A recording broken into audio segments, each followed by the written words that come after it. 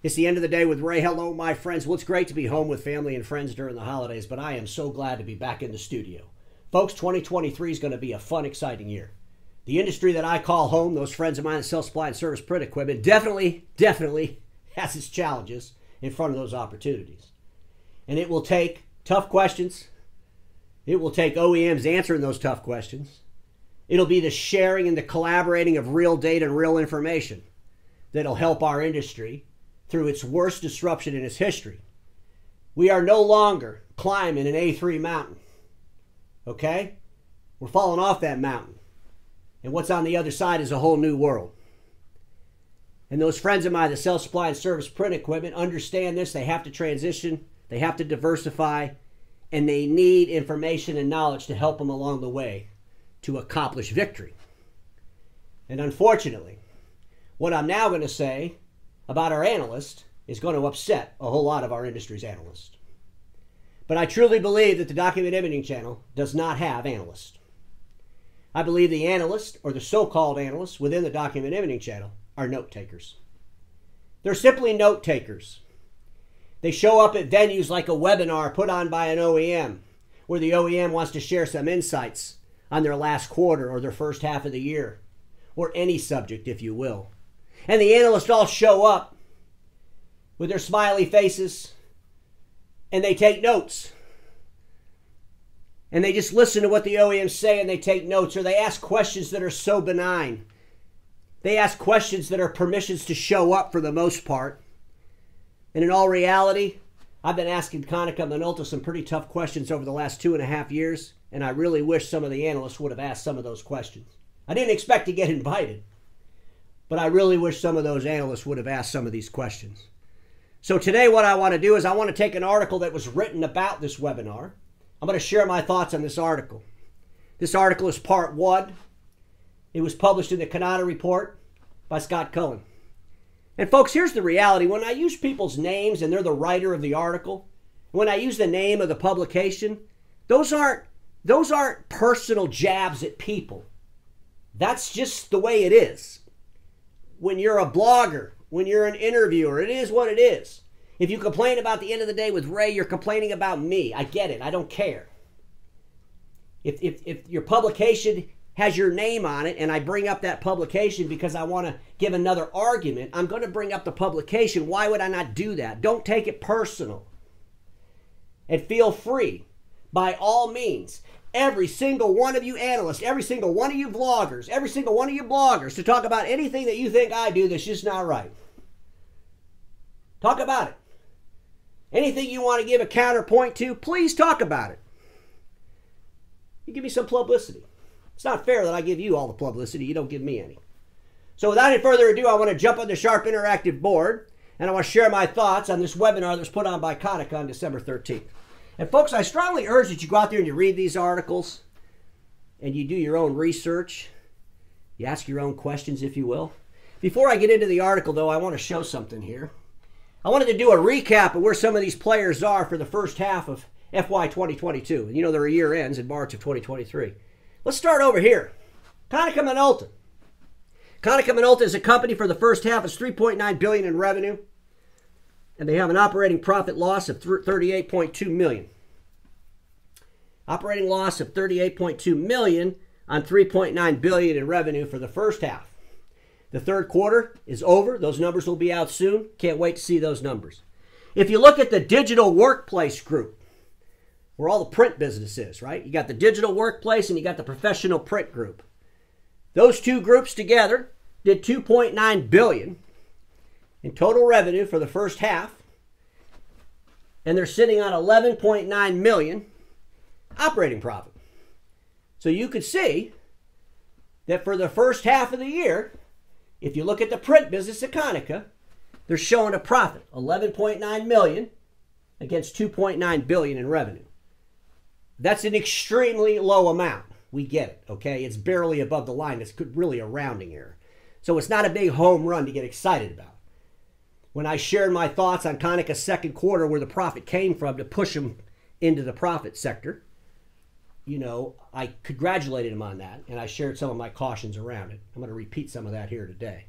But if you look at the digital workplace, The digital workplace, and that's where All Covered lives, and all those 18 assets underneath All Covered, all the wonderful things in the DX strategy and the workplace hub and all the stuff that's going to change the world for Konica Minolta as print declines. All that stuff's in that number. And for the first half of the year as a total, it's showing a $25.5 million operating profit loss. That's concerning. The operating profit gains in that second quarter were in the professional print sector, and I've questioned that. Those questions haven't been answered. I'm sure none of the analysts asked those questions on that webinar. But the question is, how are you so profitable in the professional print? What happened? What did you do different? I made a comment in an episode a while back, and I said, did they have a bunch of equipment that was written off the books? Embellishment equipment, some of this high industrial print equipment written off the books, so they put it out in the marketplace, and whatever they sold it for was all profit?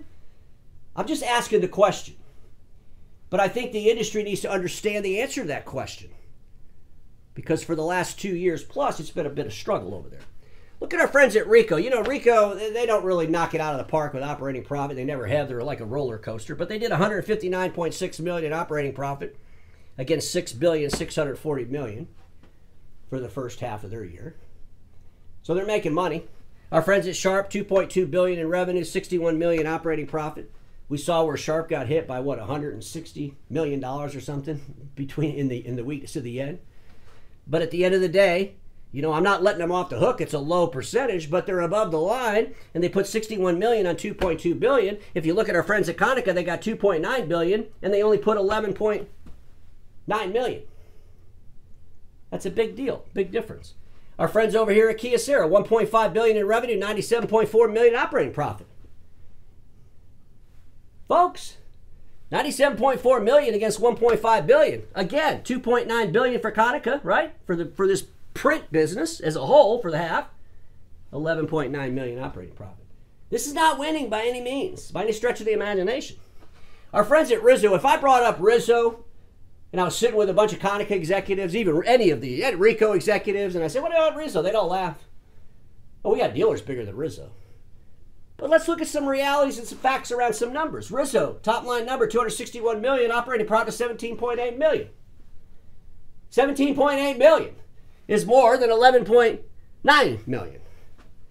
And look at the revenue difference, $261 million against $2.9 billion. I think it's something to really take heart and start thinking about it. Konica Minolta needs to have some humility as they go through this process, I'm telling you.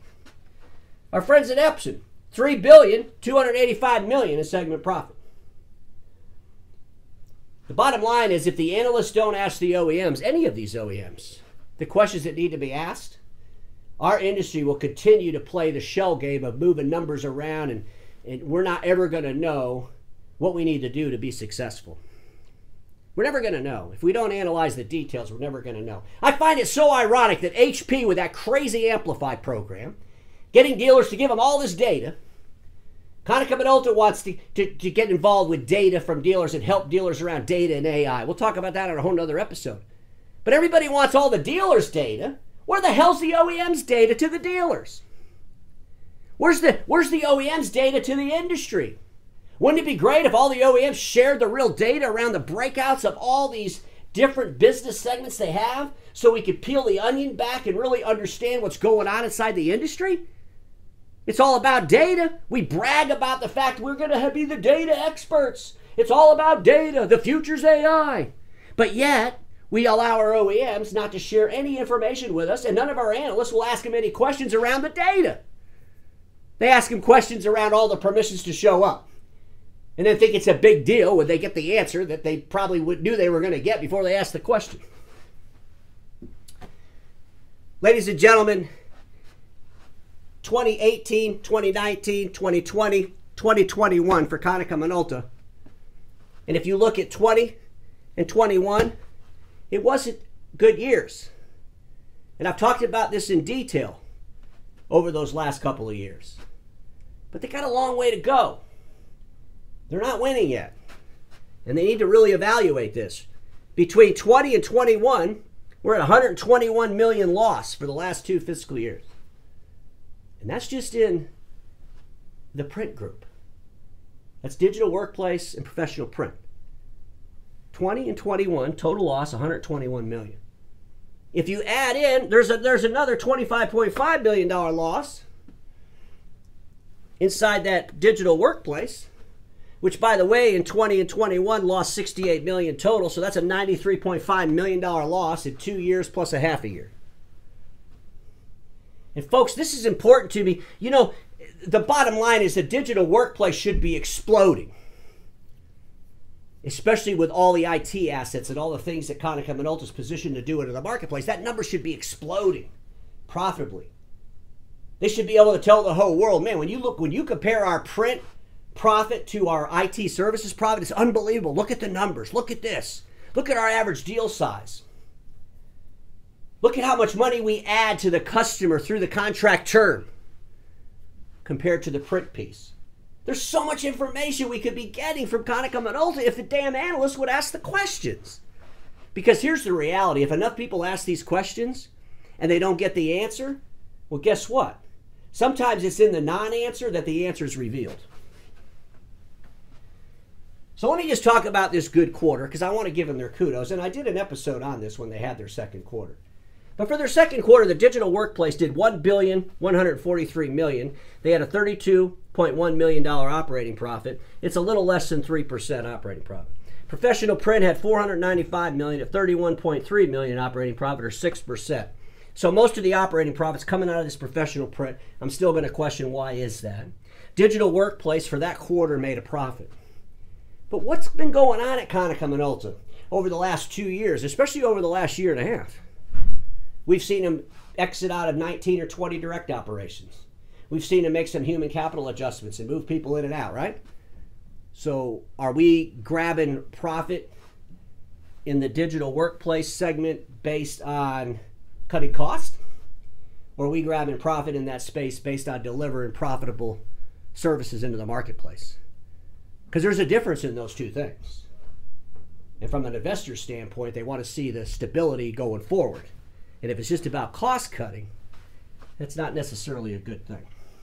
So ladies and gentlemen, here's the article I'm talking about, and I put some red on here, and I'm just going to read what I put in red, and then it'll contribute to what's in this article. But I want to start out here. You know, they brought all the people together, the key players on the webinar.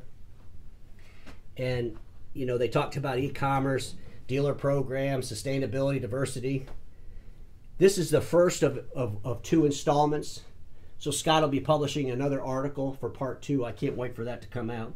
But I'm just going to say this. No one cares about revenue increases against one of your worst years on record. Talk about the details and highlight the profit. Because they go down here and they got to talk about that revenue increase of 30% over last year. Who cares? Doesn't matter. I mean, we all know the revenue is going to increase. Quite honestly, and this with all due respect, Konica Minolta's revenue should be blowing it away from last year, especially in the print sector, in the digital workplace sector. Those numbers should be blowing it away because they should be dumping so much IT services, cybersecurity services, all those things they bought. They bought 17 assets underneath that all-covered umbrella. They should be killing it. They really should be knocking it out of the park, and it would be really nice to know exactly what's going on in that space. Professional print had a large increase, and I'm going to ask the question why. Folks, I don't want to, get too lengthy into this episode, but, when you listen to what was written here, there's a lot of buzzwords. And we're talking about diversity. We're talking about the environment. Those are permissions to show up, and they are going to distract our analysts and our industry from knowing the needed stuff, okay? We need to know the real stuff. We need to know the real stuff, not the crap. We know that every company in the world, especially a global company, is going to care about the environment. They're going to have goals to hit those goals by 2030. That's just a permission to show up today, especially with global companies. We know that global companies have to diversify as far as their human capital goes. That's just a fact. Now, they did talk about another way to diversify their human capital is to look outside the industry. And I'm just going to say this, talk's cheap, show us in real life. I went to Konica Minolta or Kyocera's meeting in April of last year. I believe it was April, springtime. And I did an episode where I recapped that meeting. And folks, I got to tell you something. What I was impressed by at that meeting was the leadership team that Oscar put in place here for the Americas. There was only one of those leaders that actually came from our industry, and that's Don Duvall. But all the rest of them were outsiders. He brought in outsiders to help an industry that needs outsiders navigate to a different world. And I gave him kudos for that. And I think if Konica really wants to do that, that's fantastic, but they got to start doing it. Because I don't see a lot of that going on over there at Konica. Show us some examples. And stop using permissions to show up, because permissions to show up are definitely distractions. Here's a little summation for you. Konica lost 100 millions in the last 2 fiscal years. And through the first half of the current Konica Minolta is 38 million below the profit line. Excuse me. In operating profit. You know, their high-end production and industrial print is showing some stuff, but we need the more details on that. The digital workplace, Konica is sitting on a 25.5 million loss for the first half. So even though they had a profit in that second quarter, the losses were so big in the first quarter, they're still showing a loss. We'll see how they did in the third quarter, and I hope for Konica's sake they actually pulled off and they made some profit. But we need to understand where that profit's coming from. If it's just coming from cost cuts, that's not going to cut it. It's not going to be a good future for them. You know, I shared at the beginning of this episode that the analysts make sure you go read stuff about the OEMs before you show up to their webinars and kind of get prepared to ask them some questions. How many analysts out there, put it in the comments, have actually read the integrated report that Konica Minolta put out there? I mean, really read it, dug into it. Because there's so many questions you could ask from a report like this. So many. I'm thinking a lot of you didn't even read it. But here's what I'll suggest to Konica. A lack of details will lead to a lack of success. And I think you need to give us more details around this whole IT, around this whole digital workplace. We know you sell MFPs. We understand that. But we need to understand the nuts and bolts of your IT services deliverable. Because the bottom line is that is the future. And you had great aspirations to invest in those types of companies, all covered in such. But at the end of the day, they've got to be able to deliver. You have to be able to integrate those services into your business model so you can take it to the end user. And quite honestly, you're not sharing enough details to prove to the world that that's even successful. And you can talk about it all you want. And it's not just here in America, it's all over the world. You talked at one point in time about bringing all cover to Europe. You know what? It'd be really nice if we understood what all cover was doing here in the Americas before we went into Europe. And like I said, I don't think there's anything wrong with asking these questions. And at the end of the day, when these questions continue to get unanswered, I think that could be revealing the answer. And ladies and gentlemen, I want to wrap it up with this slide, and I'm going to do a whole episode on this, but we're seeing a lot of movement with Konica Minolta in China. Konica Minolta has a wholly owned company called Konica Minolta China Limited, okay? And they just did a deal with Aurora Mobile. We know that Konica Minolta and 9-Star have met. We know that Konica Minolta is doing a deal with New Line, the interactive technology. That's a Chinese based company. I mean, I just go to the website, it's all there. And I'm just, as a matter of fact, the New Line website looks a lot like the Aurora website. Actually, it's the same website. But I think that we need to look into this. This could be interesting. Geopolitics will play its own roles in 2023 and 2024 with the China marketplace. But it's something interesting that's going on. I'm feeling really good about my prediction about Konica outsourcing all of its manufacturing 9-Star. The more I look at this, the more excited I get that that's probably going to become a reality. So, ladies and gentlemen, today's episode is really for those analysts. Don't be afraid to ask questions. We don't need a bunch of note takers. We need people that will analyze our industry to help its actors navigate through its biggest challenges and changes in its history. Because everybody watching me knows this. Status quo is the killer of all that'll be invented. Don't get stuck in status quo.